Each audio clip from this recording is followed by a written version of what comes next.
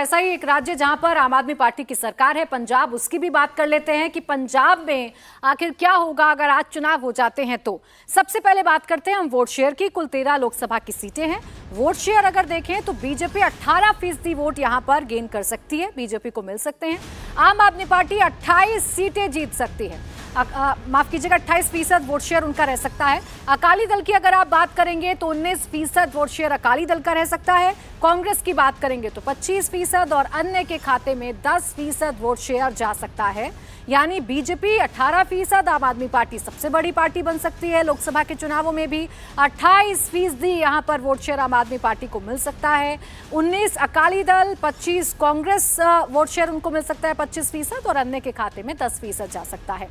अब इन 13 लोकसभा सीटों का बंटवारा कैसे हो सकता है अगर आज चुनाव होते हैं तो बीजेपी को यहां कोई फायदा नहीं हो रहा है बल्कि नुकसान हो रहा है। सिर्फ एक सीट यहां पर बीजेपी जीतेगी अगर आज चुनाव होते हैं तो एक सीट का नुकसान यहां बीजेपी को हो रहा है। जबकि आप आम आदमी पार्टी की बात करेंगे तो आम आदमी पार्टी यहां 6 सीटें जीत सकती है, 5 सीटें गेन कर रही है आम आदमी पार्टी। 5 सीटों का फायदा यहां पर आम आदमी पार्टी को हो रहा है। अकाली दल जो कि बीजेपी के साथ मिलकर चुनाव लड़ती थी, एनडीए की साथी थी, जो अब अलग है, वो अकाली दल की अगर हम बात करें तो एक सीट यहां पर अकाली दल जीत सकता है, यानी एक सीट का यहां नुकसान उनको हो रहा है। जबकि कांग्रेस की बात करेंगे तो कांग्रेस 5 सीटें जीत सकती है और -3 यानी कि 3 सीटों का नुकसान हो रहा है।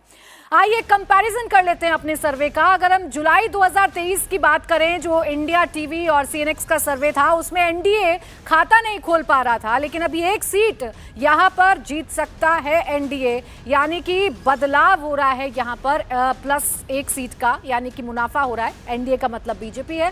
इंडिया की अगर आप बात करेंगे तो इंडिया गठबंधन 13 सीटें यहां पर जीत रहा था जुलाई 2023 में, जो घटकर 11 हो गई हैं। 2 सीटों का नुकसान हो रहा है।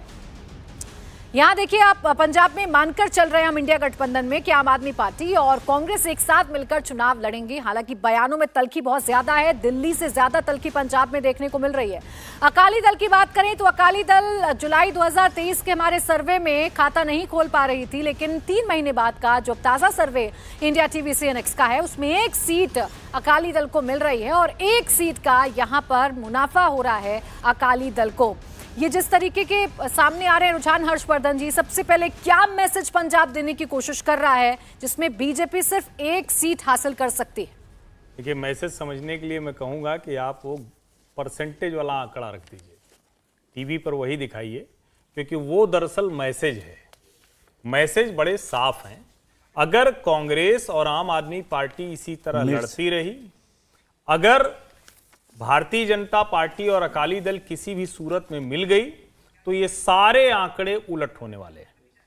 कई बार होता है कि राजनीतिक दल बनाते हैं कोई गठजोड़, कई बार होता है कि जो इलेक्टोरेट होता है, मतदाता होता है, वो फोर्स करता है कि आप बनाइए। जैसे ये जो अलायंस इंडिया का बना है, ये भी फोर्स कर रहा है। लेकिन भारतीय जनता पार्टी और अकाली दल जो दोनों ही 18 और 19% पर खड़े हैं, ये दरअसल वहां की जनता कह रही कि आपके पास कोई और रास्ता नहीं है, आप दोनों अकेले अकेले कुछ करने की स्थिति में नहीं है। तो पहली बात तो एनडीए वहां है नहीं, अगर एनडीए होगा तो सूरत बदलेगी। दूसरा, जब कांग्रेस और आम आदमी पार्टी की बात कर रहे हैं तो कांग्रेस आम आदमी पार्टी किसके हिस्से से ले जा रही है? कांग्रेस के हिस्से से। तो इसका मतलब यह हुआ कि जो ये सर्वे अभी है, ये दोनों को अलग अलग करके दिखा रहा है। मेरा मानना है कि अगर ये दोनों अलग अलग लड़ेंगे तो इनको नुकसान होता हुआ दिखेगा, क्योंकि पंजाब एक ऐसा राज्य है जहां बहुत क्लियर कट डिवीजन है वोटर्स का।